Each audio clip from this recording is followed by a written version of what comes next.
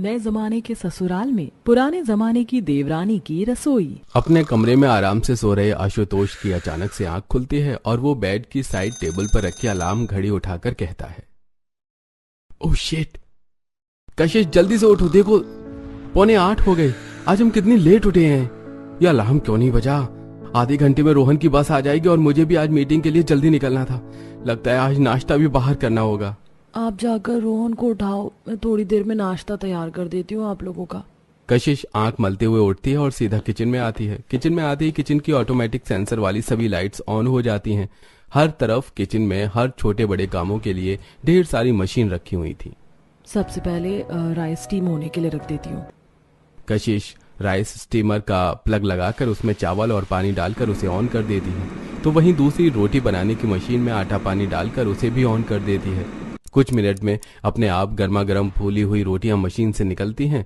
तो वहीं दूसरी तरफ कशिश ऑटोमेटिक वेजिटेबल कटर से ढेर सारी सब्जियां काटती है और उसके बाद सब्जी मेकर मशीन में सब्जी बनाने लगती है। इसका टाइम भी सेट हो गया, नाश्ते के लिए जूस बना लेती हूँ।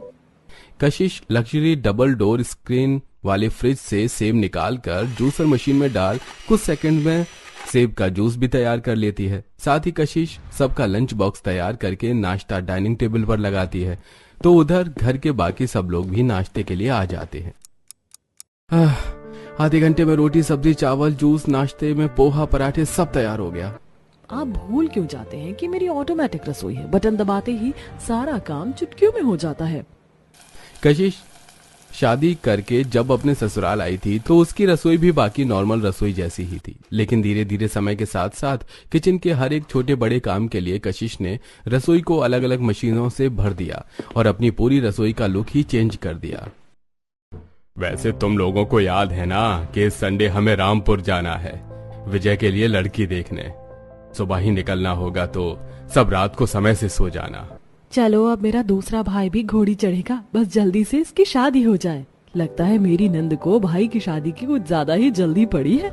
माँ जी एक काम करते हैं, विजय के लिए तो लड़की देखने हम गांव जा ही रहे हैं, तो वहीं किसी गाय चराने वाले से लगे हाथ प्रीति का भी रिश्ता तय कर देंगे। कशिश की बात सुनकर सभी घर वाले हंसने लगते हैं। बातों बातों में ही रविवार आ जाता है और अब पूरा परिवार विजय के लिए लड़की देखने रामपुर निकल पड़ता है। तो वहीं दूसरी तरफ मनोरमा अपनी मिट्टी के किचन में जहां सब कुछ मिट्टी का था समोसे तल रही राधिका से कहती है, अरे राधिका बिटिया, खाना ही बनाती रहेगी या जाकर तैयार भी होगी?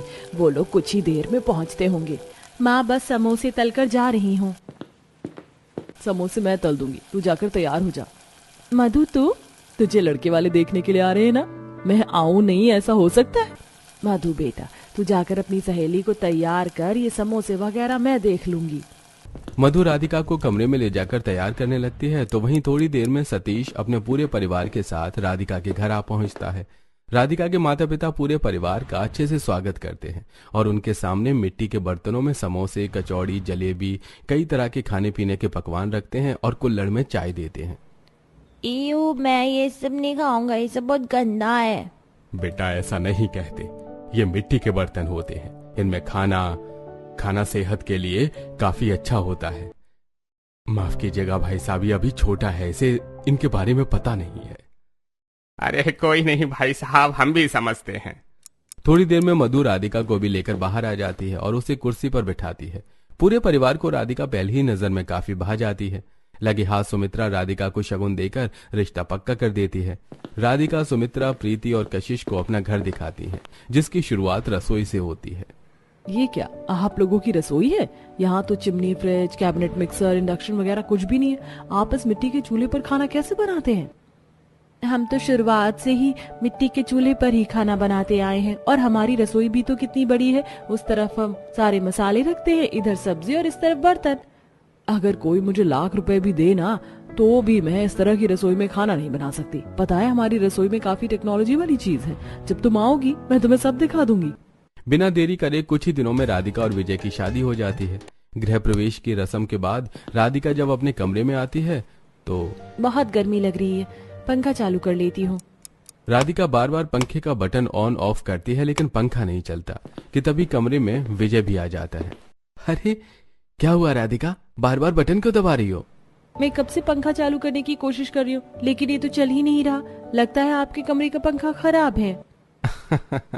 अरे ये पंखा बटन से नहीं बल्कि रिमोट से चलता है। विजय साइड टेबल से फैन का रिमोट निकालता है और उसे ऑन कर देता है, जिसे देख। अब तक तो सिर्फ मैंने टीवी के रिमोट देखे थे, लेकिन पहली बार पंखे का भी रिमोट देख रही हूँ। चलो अब तुम कपड़े चेंज कर लो, भाभी ने पहले से ही कबर्ड में तुम्हारे लिए कुछ कपड़े रखे हैं, तो वही पहन लो। राधिका अपने कमरे की अलमारी को खोलने के लिए उसे जब छूती है तो अपने आप ही अलमारी खुल जाती है, जिसे देख। सुनिए जी, इसके अंदर कोई भूत है। अरे राधिका, कोई भूत नहीं है, ये सेंसर वाली अलमारी है। इसे छूते ही ये अपने आप खुल जाती है। अरे वाह, ये तो काफी बढ़िया है। रिमोट से पंखा चलता है, छूते ही अलमारी खुल जाती है। सच में देश बहुत आगे निकल गया। विजय राधिका की बातों पर हंसने लगता है और अब इसी तरह शादी का दिन गुजरता है और आज राधिका की पहली रसोई की रस्म होती है। राधिका की जेठानी उसे रसोई में लेकर जाती है और जैसे ही वो लोग रसोई में कदम रखते हैं, अंधेरे वाली रसोई में सारी लाइट्स अपने आप ऑन हो जाती हैं। हमारी रसोई में कदम रखते ही सारी लाइट अपने आप कैसे चालू हो गई? हमारे किचन में सेंसर लगा है, जब भी कोई आता है तो सारी लाइट्स अपने आप ऑन हो जाती हैं। कशिश अब राधिका को किचन की सारी चीजों के बारे में बताने लगती है। राधिका, ये रोटी मेकर, इस तरफ से आटा डालना और यहाँ से पानी। 2 मिनट में अपने आप रोटी बन जाएगी और इकट्ठा होगी। गांव में तो मुझे अपने हाथों से आटा गूंथकर रोटियां बेलकर चूल्हे पर बनाना पड़ता था। यहाँ ऐसा नहीं है। ये देखो, यहाँ पर सारी सब्जी बनाने की भी मशीन है। तुम्हें जो भी बनाना हो इसमें लिखो, स्क्रीन पर सारे इंग्रेडिएंट, टाइमिंग सब लिखाता है। बस इसके अकॉर्डिंग चीजें डालो, चालू कर दो। 1 घंटे में बनने वाली सब्जी भी आधे घंटे में बनकर तैयार हो जाती है। है भाभी, सच में? ये तो काफी बढ़िया है। और वहाँ पर ओवन है, इस तरफ टोस्टर, ग्राइंडर और वेजिटेबल कटर। ये देखो, ये चिमनी है, खाना बनाने से पहले इसे चालू कर लेना। हमने तो यहाँ सेफ्टी फायर अलार्म भी लगा रखा है। सारी चीज मैंने तुम्हें अच्छे से बता दी है, तो अब तुम खाना बनाना शुरू करो। अपने ससुराल की नई जमाने वाली रसोई और सारी मशीनों को देखकर राधिका सिर खुजाने लगती है। ये सब क्या है? जेठानी जी ने इतना सब कुछ बता दिया कि मुझे कुछ समझ ही नहीं आया। खाना बनाना रॉकेट साइंस से भी ज्यादा मुश्किल लग रहा है। कुछ देर बाद जब कशिश और सुमित्रा किचन में आती हैं। तुमने अभी तक खाना नहीं बनाया? माँ जी, जेठानी जी ने सभी मशीनों के बारे में बता तो दिया, लेकिन मुझे कुछ समझ ही नहीं आया। मैं इनकी तरह इतनी पढ़ी लिखी नहीं ना, जो इतनी जल्दी इन मशीनों से खाना बना लूं। क्या मैं घर के आंगन में ही चूल्हे पर खाना बना सकती हूँ? लेकिन बहू, यहाँ तो चूल्हा नहीं है, मैं आंगन में खुद बना लूंगी। अगर किसी पड़ोसी की नजर पड़ गई ना, तो पता है हमारा कितना मजाक बनेगा। इससे अच्छा तो तुम खाना रहने दो। कशिश बहू, दूसरों से हमें क्या मतलब? हम अपने घर में कुछ भी करें। राधिका बहू, तुम चूल्हा बना लो। राधिका अब आंगन में मिट्टी और ईंट का चूल्हा बनाकर अपने साथ मायके से लाए हुए मिट्टी के बर्तनों का इस्तेमाल करके खाना बनाने लगती है। एक तरफ राधिका चाकू से सब्जी काटती है तो दूसरी तरफ कढ़ाई में छौंका लगाती है। इस सब्जी के साथ जीरे वाले चावल भी बढ़िया लगेंगे और साथ में लच्छे वाले पराठे भी बना लेती हूँ। जब तक सब्जी बनेगी तब तक आटा गूंथ लेती हूँ। ओ गॉड राधिका, इतना सा खाना बनाने में तुम्हें कितना टाइम लग रहा है? क्या तुम्हें गर्मी नहीं लग रही है? मैंने तो गर्मी की वजह से रसोई में भी एसी लगवाया। मेरी बात मानो और तुम ये खाना रहने दो। जेठानी जी, आप परेशान मत होइए, मैं सब कर लूंगी। कशिश अब अंदर चली जाती है तो वहीं राधिका अब एक एक कर सारे पकवानों को तैयार करती है। खाने से खुशबू तो बढ़िया आ रही है। क्यों ना मैं आज इन लोगों को उसमें खाना खिलाऊं जिसमें हमारे गांव वाले खाते हैं। राधिका जल्दी से अपने कमरे में जाती है और बैठे अपने पति विजय से कुछ ऐसा कहती है जिसे सुन। ये तुम क्या कह रही हो? वो चीज अब कहाँ मिलेगी? तुम तो मुझे बंदर बनाकर छोड़ोगी। क्या आप मेरे लिए इतना नहीं कर सकते? राधिका की बात सुनकर विजय बाहर चला जाता है तो वहीं थोड़ी देर में राधिका लिविंग हॉल में बैठे सभी लोगों के पास आती है। खाना बन गया है, आप सब लोग बाहर आ जाइए। खाना बन गया है तो डाइनिंग टेबल पर लगाओ ना, इसमें बाहर आने की क्या जरूरत है? अगर राधिका बहू कह रही है तो एक बार चलते, क्या पता हमारे लिए कोई सरप्राइज हो। सभी लोग जैसे ही बाहर आंगन में आते हैं तो देखते हैं कि सभी लोगों के हिसाब से आंगन में बड़े बड़े केले के पत्ते के ऊपर खाना रखा हुआ है, जिसे देख। राधिका, ये सब क्या है? कहीं तुम ये तो नहीं कहने वाली कि हमें पत्तों पर खाना खाना है? ये केले के पत्ते हैं। हमारे गांव में जब भी कोई शादी समारोह होता है ना, तो रिश्तेदार मेहमानों को इसी तरह इन केले के पत्तों पर खाना खिलाते। पता है, इसमें खाने का एक अपना अलग ही स्वाद आता है। तुमने तो मुझे अपने बचपन की याद दिला दी। मैं भी जब बचपन में शादी में जाया करता था तो इसी तरह खाना खाता था। आओ अब जल्दी से बैठ जाओ, मेरे मुंह में तो पानी आ रहा है। सतीश के कहने पर सभी लोग चटाई बिछाकर खाने के लिए आंगन में ही बैठ जाते हैं और जब वो सब केले के पत्तों में ही खाना खाते हैं तो तुमने बिल्कुल सही कहा था, इन केले के पत्तों में खाना खाने का भी अपना एक अलग मजा है। मटर पनीर की सब्जी कितनी बार खाई है, लेकिन ऐसा स्वाद पहले कभी नहीं आया। इसीलिए तुमने मुझसे केले के पत्ते मंगवाए थे ना। अगर मुझे पता होता कि इनमें खाना इतना स्वाद लगता है तो मैं तो बाकी के दिनों के लिए भी ढेर सारे पत्ते तोड़ कर ले आता। खाना सच में काफी अच्छा बना है। इस तरह आंगन में बैठकर खाना दिल को एक अलग ही सुकून पहुंचाता है। चाची, जो वो ग्रीन ग्रीन सब्जी बनाई है वो दो ना, वो बहुत टेस्टी लग रही है। इस तरह आंगन में बैठकर खाना सभी को पसंद आता है। तो वहीं कशिश को भी अपनी देवरानी का बनाया हुआ खाना काफी अच्छा लगता है। ऐसे ही कुछ दिन गुजर जाते हैं, जहां एक तरफ जेठानी नई जमाने की रसोई में सबके लिए नाश्ता बनाने में लगी थी, तो वहीं देवरानी अपने मिट्टी के चूल्हे पर मिट्टी के बर्तनों में सबके लिए आंगन में बैठकर नाश्ता बनाती है। कैसा लगा आप सभी को डोसा? पता है पिछले हफ्ते जो मैंने डोसा मेकर मंगवाया था ना, उससे मैंने आज सबके लिए डोसा बनाया। क्रिस्पी है ना? मुझे इस तरह की क्रिस्पी डोसा बहुत पसंद है। सबने लगभग नाश्ता कर ही लिया था कि तभी राधिका अपने मिट्टी के चूल्हे पर बने हुए गर्मा गर्म आलू के पराठे सबके लिए लेकर आती है। राधिका, तुम अब नाश्ता लेकर आई हो? सबने तो नाश्ता कर भी लिया। देखा चूल्हे पर खाना बनाने का नतीजा। इन आलू के पराठे को बनाने में तुम्हें कितना टाइम लगेगा, और मुझे देखो, डोसे जैसी चीज मैंने आधे घंटे में बना ली। कोई बात नहीं बहू, अब राधिका बहू ले आई है तो थोड़ा थोड़ा पराठा खा लेंगे। सब आलू के पराठे खाते हैं। चूल्हे पर खाना बनाने से खाने का स्वाद तो बढ़ता है, लेकिन इसमें काफी समय भी लगता। तो वहीं कशिश बटन दबाते ही घंटे में बनने वाली चीजों को भी मिनट में बना देती है। ऐसे कुछ समय गुजरता है। राधिका ठंडा पानी पीने के लिए किचन में आती है और जैसे ही फ्रिज को टच कर उसे खोलती है तो अचानक फ्रिज के स्क्रीन पर यूट्यूब खुल जाता है और तेज आवाज में गाने बजने लगते हैं। सैयारा तू तो बदला नहीं है, मौसम जरा सा बदला हुआ है। हे भगवान, ये फ्रिज के अंदर से गाने की आवाज कैसे आ रही है? ये फ्रिज ही है ना? किचन से गाने की आवाज तेज आती सुन कशिश रसोई में आती है और यूट्यूब बंद कर देती है। जेठानी जी, फ्रिज के अंदर से गाने की आवाज कैसे आ रही है? ये स्क्रीन फ्रिज है, पता है पूरे 2.5 लाख रुपए का है। इसमें तो गाने भी चला सकते हो, मूवी भी देख सकते हो। देखो कितना बढ़िया फ्रिज है। लेकिन तुम लोगों के गांव में तो ठंडे पानी के लिए सिर्फ मटका होता है। अब बताओ, मटका बेस्ट है या फ्रिज? जेठानी जी, गानों और फिल्मों के लिए टीवी तो है ही, तो इतना महंगा फ्रिज लेने की क्या जरूरत। और रही बात पानी की, तो जहाँ आपका 2.5 लाख रुपए का फ्रिज पानी ठंडा कर रहा है, तो वहीं हमारा 100 रुपए का मटका भी पानी ठंडा कर देता है। राधिका की बात सुनकर कशिश का मुंह बन जाता है और इसी तरह कुछ समय और गुजरता है और किचन में राधिका बहू, आज मेरा कच्चे आम की चटनी खाने का मन है। ठीक है पापा जी। पहले तो पापा जी चटनी बनाने के लिए मुझे कहते थे, लेकिन अब राधिका से कह रहे हैं। अब तो मैं इन्हें ऐसी चटनी बनाकर खिलाऊंगी ना कि कभी फिर राधिका से चटनी बनाने को नहीं कहेंगे। राधिका बाहर आंगन में आकर सिलबट्टे पर कच्चा आम, नमक, लाल मिर्च का पाउडर डालकर चटनी बनाती है। तो वहीं कशिश रसोई में जाकर ग्राइंडर में चटनी बनाने का सारा सामान डालकर 2 मिनट में चटनी बना लेती है। और दोनों देवरानी जेठानी एक साथ पकौड़े और चटनी लेकर सतीश के पास आती है। कैसी लगी आपको चटनी? अच्छी है ना? पता है इस बार मैंने कुछ इसमें एक्स्ट्रा मसाले भी डाले हैं। मुझे तो ये चटनी हर बार की तरह ही लगी, ज्यादा तीखी भी नहीं है। आप एक बार मेरी चटनी चक्कर देखिए। मुझे पता है आपको तीखा पसंद है, इसीलिए मैंने हरी मिर्च ज्यादा डाली है। आहा, मजा आ गया चटनी खाकर। जैसी पसंद है बिल्कुल वैसी ही बनाई है। अब से चटनी बनाने का काम तो राधिका बहू का है। कशिश का एक बार फिर राधिका से मुंह बन जाता है। तो वहीं स्कूल से आकर रोहन राधिका से चाउमीन बनाने के लिए कहता है। राधिका मिट्टी के चूल्हे पर ही चाउमीन बनाने लगती है, जिससे उसे काफी समय लगता है। चाची, कब तक बनेगी चाउमीन? मुझे बहुत भूख लगी है। बस 10 मिनट रुक जाओ, बनने वाली है। इस तरह तो चाउमीन बनने में 10 मिनट क्या 10 घंटे लगेंगे। मुझे देखो मैं कैसे बनाती हूँ चाउमीन।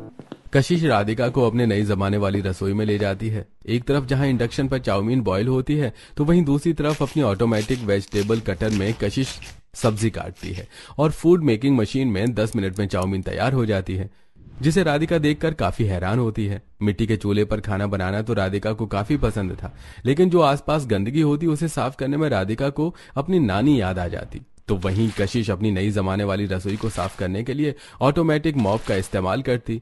कुछ ही दिन बाद आंगन में बर्तन धोते हुए मायके में तो फिर भी 3 लोगों के बर्तन थे, लेकिन यहाँ तो बर्तनों का ढेर लग जाता है। हाथ पैर दुखने लग जाते हैं बर्तन धोते धोते। अरे तो किसने कहा हाथों से बर्तन धोने के लिए? रसोई में है तो सही डिशवॉशर, उसमें क्यों नहीं धोती तुम? कशिश राधिका के साथ सारे बर्तन उठाकर किचन में ले जाती है और फिर उन्हें डिश वॉशर में लगा देती है और प्लग लगाकर बटन दबा देती है और 5 मिनट में सारे बर्तन चमक जाते हैं। इसी तरह कुछ समय गुजरता है। राधिका चूल्हे पर खाना बना रही होती है कि तभी चूल्हे की आग की चिंगारी राधिका की साड़ी के पल्लू पर जा लगती है, जिससे उसकी साड़ी के पल्लू पर आग लगने लगती है। तभी वहां अचानक विजय आ जाता है और जल्दी से आग बुझा देता है। राधिका, कहाँ खोई हुई थी तुम? तुम्हारी साड़ी के पल्लू में आग लगी और तुम्हें पता भी नहीं चला। माफ कीजिएगा जी, खाना बनाने के चक्कर में मेरा ध्यान ही नहीं गया। जहां एक छोटी सी गलती से आज राधिका के साथ हादसा हो सकता था, तो वहीं अगले दिन जब राधिका घर में बने मंदिर में पूजा करने के बाद रसोई में पूजा के लिए आती है तो धुएं की वजह से रसोई में लगे फायर अलार्म बजने लगते हैं और आग बुझाने के लिए उनसे पानी गिरता है, जिससे राधिका पूरा भीग जाती है। तो वहीं फायर अलार्म की आवाज सुनकर सभी लोग भागे भागे रसोई में जाते हैं और राधिका को कुछ तरह देख, ओ माय गॉड भाभी, आप ठीक तो है ना? ये फायर अलार्म क्यों बजा? तुमने राधिका के हाथ में आरती की थाली नहीं देखी? लगता है धुएं की वजह से फायर अलार्म बजा है। राधिका तुम भी ना। सभी हंसने लगते हैं और यूं ही कुछ समय गुजर जाता है। डाइनिंग टेबल पर देखो, हमारे बॉस आने वाले हैं। खाना ऐसा बनाना कि उन्हें इतना पसंद आए जिससे वो हमारा प्रमोशन कर दें। वो खाने के काफी शौकीन हैं। खाने से उनका दिल जीता जा सकता है। अरे आप उसकी फिक्र मत कीजिए, मैं हूं ना। मैं अपनी नई जमाने वाली रसोई में सब कुछ एक से बढ़कर एक बनाऊंगी। राधिका तुम घर के बाकी काम देख लेना और खाने की जिम्मेदारी तुम मुझ पर छोड़ दो। अगले दिन कशिश अपनी नई जमाने वाली रसोई में खाना बनाने लगती है। तभी मोहल्ले में ट्रांसफार्मर में आग लग जाती है, जिससे सारे मोहल्ले की लाइट चली जाती है। अब मैं क्या करूं? बिना लाइट के तो मैं खाना नहीं बना सकती। कुछ ही देर में इनके बॉस भी आने वाले हैं। क्या खिलाएंगे हम उन्हें? भाभी आप चाहो तो हम चूल्हे पर खाना बना सकते हैं। थोड़ा टाइम लगेगा, लेकिन अगर दोनों मिलकर बनाएंगे तो जल्दी बन जाएगा। क्या इतने बड़े कंपनी के मालिक को हम तुम्हारे चूल्हे पर बना हुआ खाना खिलाएंगे? ये वक्त बहस करने का नहीं है। एक दूसरे की मदद करो, जल्दी खाना बनाओ, कहीं ऐसा ना हो तुम दोनों के पति ही घर पर बैठ जाएं। सुमित्रा की बात सुनकर अब दोनों बहुएं जल्दी से आंगन में आती हैं। एक तरफ जहां कशिश सारी सब्जियां काट रही होती है, तो वहीं दूसरी तरफ राधिका अपनी मिट्टी के चूल्हे पर पूड़ी बनाती है। लाइट जाने की वजह से राधिका अब आंगन में ही मोमबत्ती जलाकर केले के पत्ते पर खाना परोस देती है। और जब आशुतोष और विजय के साथ उनके बॉस घर जाकर आंगन में चटाई पर केले के पत्तों पर परोसा हुआ खाना देखते हैं तो ये देखकर तो मुझे अपने गांव की याद आ गई। हमारे गांव में इसी तरह पत्तों पर खाना खाया जाता है। मैं तो तरस गया था इस तरह खाना खाने के लिए। इतने बड़े कंपनी के मालिक की ऐसी बातें सुनकर सभी लोग काफी हैरान होते हैं। तो वहीं जब कंपनी का बॉस खाना खाता है तो राधिका हाथ पंखे से उन्हें हवा करती है। मैं आज तक जितने भी एम्प्लॉइज के घर पर गया हूँ, सब मुझे इम्प्रेस करने के लिए कुछ बिल्कुल फैंसी अरेंजमेंट कर देते हैं, जो मुझे कुछ ज्यादा खास पसंद नहीं है। लेकिन जिस तरह के खाने का आपने अरेंजमेंट किया है, ये मुझे काफी अच्छा लगा। मैं जानता हूँ ये सारा खाना मिट्टी के बर्तनों में बना है। आपने मेरा दिल खुश कर दिया। अब तुम लोगों का प्रमोशन पक्का है। ये बात सुनकर सभी लोग काफी खुश होते हैं। तो वहीं कुछ देर में खाना खाकर बॉस चले जाते हैं। फिर लाइट आ जाती है। गर्मी से सभी लोग परेशान थे, इसलिए कशिश अब अपनी नई जमाने वाली रसोई में जाकर सबके लिए शेक बनाकर लाती है। कितना बढ़िया शेक बनाया है आपने। आपकी मिक्सर भी कमाल की है, कुछ भी बना देती है। अब तो तुम दोनों को समझ आ ही गया होगा कि कशिश बहू की नए जमाने और तुम्हारी पुराने जमाने की रसोई में कोई भी बुराई नहीं है। लाइट चले जाने पर जिस तरह राधिका बहू की पुराने जमाने वाली रसोई काम आई, उसी तरह लाइट आ जाने पर कशिश बहू की नए जमाने वाली। आज तुम दोनों को मिलकर काम करने की वजह से ही दोनों बेटों का प्रमोशन हुआ है। सुमित्रा की बात सुनकर राधिका और कशिश दोनों ही काफी खुश होती हैं और अब राधिका कशिश को अपने साथ चूल्हे पर खाना बनाना और सिलबट्टे पर मसाला पीसना सिखाती है। राधिका मुझसे ना हो पाएगा। पता नहीं तुम इस सिलबट्टे पर कैसे मसाला पीस लेती हो। कोई बात नहीं भाभी, धीरे धीरे सीख जाओगी। तो वहीं दूसरी तरफ नई जमाने वाली रसोई में भाभी 10 मिनट में इस चावल बनने वाली मशीन में चावल बन गए। ये तो बहुत बढ़िया है। वही तो, घंटे का काम यहाँ मिनटों में हो जाता है। कशिश इसी के साथ अपने स्क्रीनिंग फ्रिज में YouTube पर गाना लगाती है और अब दोनों बहुएं गाने सुनते हुए रसोई में काम करती हैं।